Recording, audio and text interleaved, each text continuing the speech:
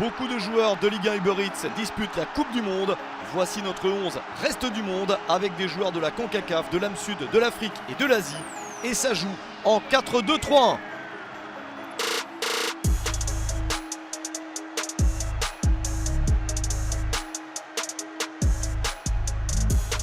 Le gardien de but, c'est Keylor Navas. Il n'a pas joué une minute en club cette saison, barré par Donnarumma au PSG et handicapé par quelques blessures. Mais il reste la star du Costa Rica, un titulaire indiscutable. Il l'était lors du barrage victorieux contre la Nouvelle-Zélande en juin. Il disputera son 3e mondial.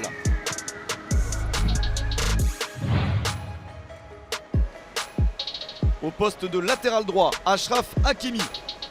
Après avoir connu le Real, Dortmund et l'Inter, le Marocain s'est imposé au PSG 32 matchs à sa première saison et déjà 14 cette année. 3 buts et une passe décisive viennent agrémenter son activité sur le côté droit, plus 6 matchs en Ligue des Champions. Il a déjà de l'expérience internationale avec 2 CAN disputées et une présence à la dernière Coupe du Monde. Pour son 2e tournoi mondial, Hakimi sera un homme de base des Lions de l'Atlas.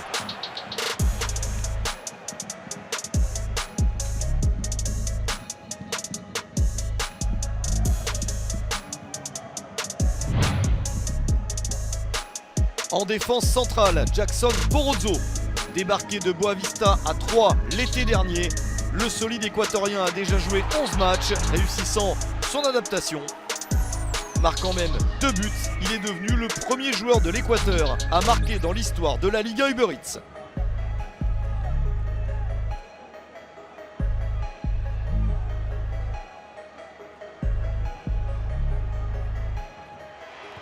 Borozzo aura l'honneur de disputer le match d'ouverture contre le pays organisateur, le Qatar.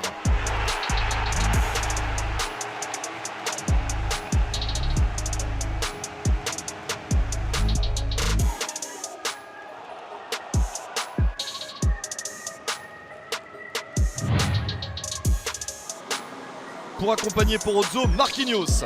Le Brésilien est incontournable, n'ayant raté qu'un match de Ligue 1 Uber Eats cette saison. Il a disputé tous les matchs de Ligue des Champions du PSG et reste le patron de la défense et le capitaine du champion à sa 10e saison en France. Il est également un titulaire indiscutable de la Seleção avec laquelle il a déjà gagné les Jeux Olympiques en 2016 et la Copa América en 2019.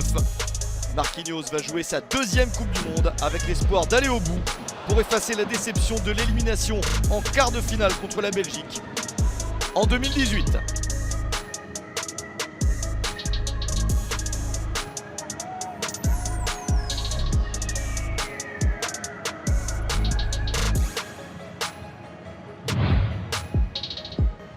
À gauche de la défense, Nicolas Tagliafico. Après 5 saisons à l'Ajax, émaillé de nombreux trophées nationaux et d'une saison épique en Ligue des Champions achevée par une défaite contre Tottenham en demi-finale, l'Argentin a rejoint l'OL. Il a joué les 15 matchs de championnat, marquant un but et donnant 2 passes décisives. Titulaire avec l'Albi Céleste, ces dernières années, il jouera sa 2e Coupe du Monde après la défaite contre la France en 8e de finale en 2018.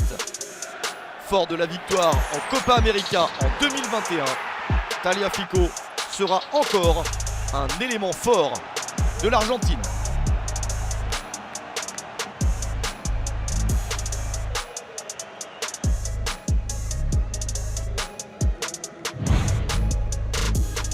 Un milieu défensif dans cette équipe, Pape Gueye.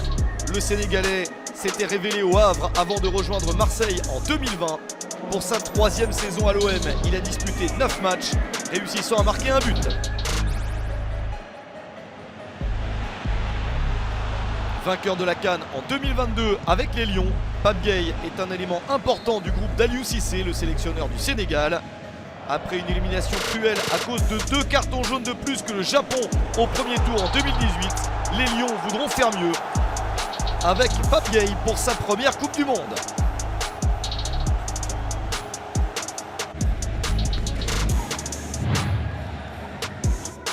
Un milieu beaucoup plus offensif, Takumi Minamino, Brillant en Autriche en début de carrière, le japonais ne s'est pas imposé en Angleterre et particulièrement à Liverpool. Monaco l'a recruté cet été et après quelques hésitations, il commence à montrer son immense talent. Un but et 3 passes décisives en 9 matchs, un bilan correct pour un joueur polyvalent, capable d'évoluer dans l'axe ou sur les côtés. Pas retenu de peu pour les 2 dernières Coupes du Monde. Il sera cette fois-ci de la partie.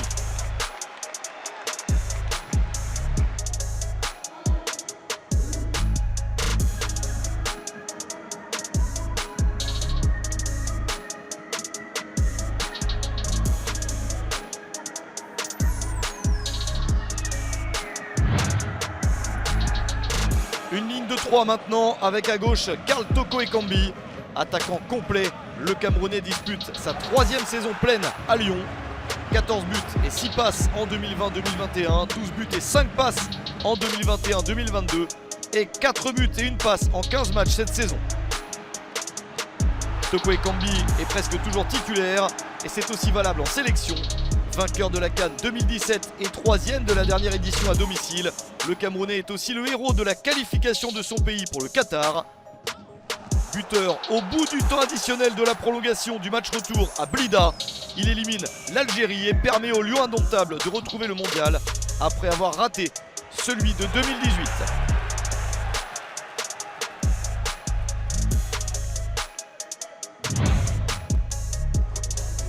Dans l'axe Neymar, le Brésilien est une star mondiale et le montre depuis le début de la saison avec un comportement de leader sur le terrain et des stats affolantes. Déjà 11 buts et 9 passes décisives en 14 matchs de Ligue 1 Uber Eats, plus 2 buts et 3 passes en 5 matchs de Ligue des Champions. Neymar domine ses adversaires. Patron de l'attaque en sélection, il entraîne les Auriverdés dans son sillage. Il a déjà joué 2 Coupes du Monde, mais cette fois veut aller au bout après d'immenses déceptions. Le 7-1 humiliant en demi-finale contre l'Allemagne à domicile en 2014 et la défaite contre la Belgique en quart en 2018. Avec un Neymar au niveau de cette année, le Brésil peut rêver.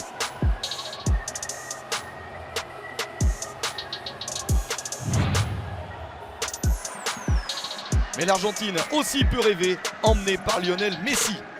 La superstar a tout gagné, sauf la Coupe du Monde, et il semble capable de la remporter avec son pays. Après une première année au PSG sans être totalement lui-même, Messi a retrouvé une influence énorme et la capacité à faire d'incroyables différences. En 13 matchs de championnat, il a déjà réussi 7 buts et 10 passes décisives. Il faut ajouter ses 4 buts et 4 passes en 5 matchs de Ligue des Champions. Le bilan est impressionnant. Pour ce qui ressemble à sa dernière Coupe du Monde, Messi fera tout pour soulever la coupe et il en paraît bien capable.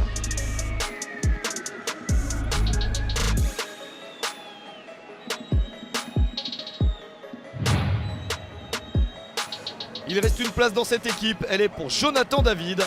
L'avant-centre de Lille est passé d'un joueur prometteur en 2020 à un élément très fiable, aussi utile au collectif que bon pour finir les actions.